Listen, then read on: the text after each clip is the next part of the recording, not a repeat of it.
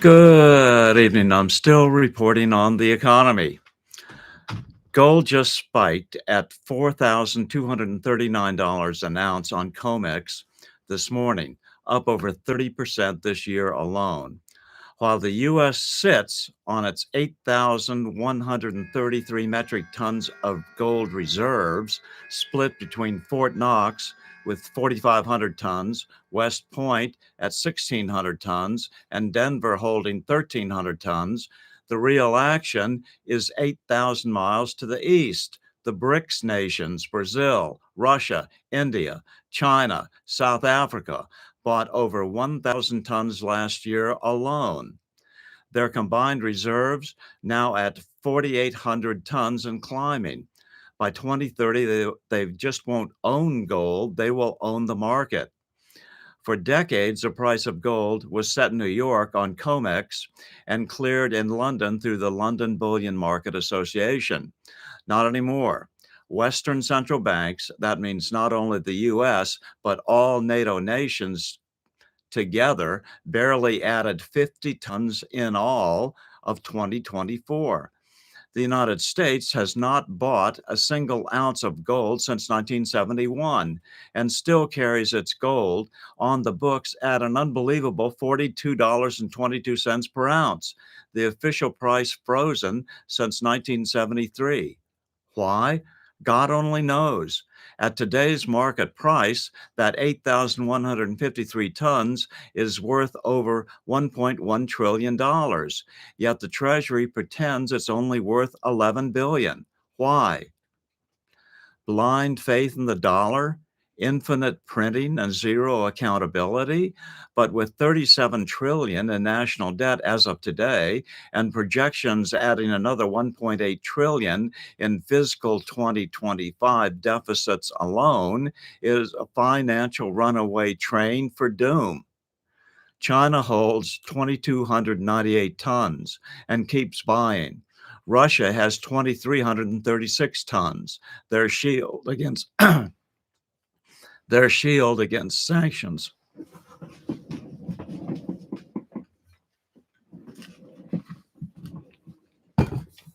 Sorry about that. India sits on a mere 880 tons. However, the BRICS bought over 1,000 tons every year since 2022, double the previous decade's average. Why? Dedollarization, the deliberate move away from the US dollar for world trade and reserves. BRICS nations now settle 41% of their trade in local currencies, up from 15% in 2015. A new settlement system is also in the making.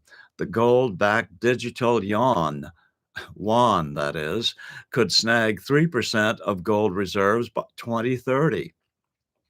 Shanghai's exchange now clears 20% of global gold trades, up from 5% in 2019. By decade's end, the East will hold 60% of above ground gold stocks, in other words, that which is mined, which has already been mined, while the US clings to the concept that all is well as long as they think pure gold remains secure sitting in its aging vaults. Annual mine supply is stuck around 3,000 tons, while demand is pushing 5,000 tons. Supply is tight, demand is exploding, and the East is hoarding the metal while the West hoards debt. Projections, pretty wild. Peter Leeds says $10,000 an ounce if the BRICS new system launches. The petrodollar's funeral. Van Eck says $5,000 by 2030 on structural demand alone. And at the rate it's going right now, it could be $5,000 before the end of next year. Annual mine output flat at 3,000 tons per year, while demand hits 4,800 tons. Geopolitics seals this death march for the nations under a debt money system only. Ukraine's war, tariffs, U.S. debt, the East's hedging with bullion, while the West prints fiat like fairy dust.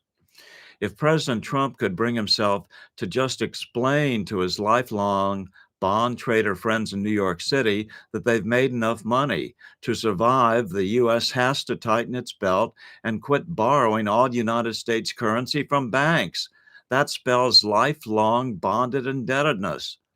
No, all we need to do is simply do what the founding fathers did, what President Jackson did, and Presidents Lincoln and Kennedy did: print money without debt in the form of U.S. notes, United States notes.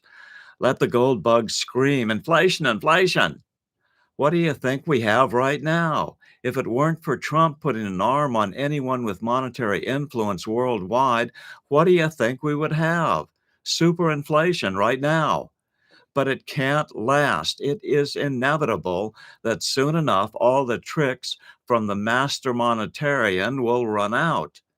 But probably not before President Trump, sails off into the sunset. To sum it up, the East isn't stealing their gold, they're saving it from the bankers who diluted it for decades. Discovering the tungsten cores speeds the fall. By 2030, Shanghai will set the price of gold. The BRICS will be back the trade. The BRICS will back the trades, and the dollar will be a relic. I've been calling this since my tungsten expose started 13 years ago. Now it's here. What's Trump going to do? I don't know, but it looks like Jamie Dimon thinks he's betting on that instead of Trump getting the blame for trying to do something good, this otherwise great president will hit the door running in January 2029, passing the problem on to his successor. Will I live long enough to give this presentation a few dozen times more? You bet. Will new President Vance pay attention to sovereign money? Much more likely. He didn't grow up in New York. He grew up in my home state, Ohio. Bonus, he probably cut his teeth on my 1990s classic, my 1995 classic, The Money Masters. Bottom line, we can still fix this, but for every year we continue borrowing our money from bankers at interest, it will get harder and harder.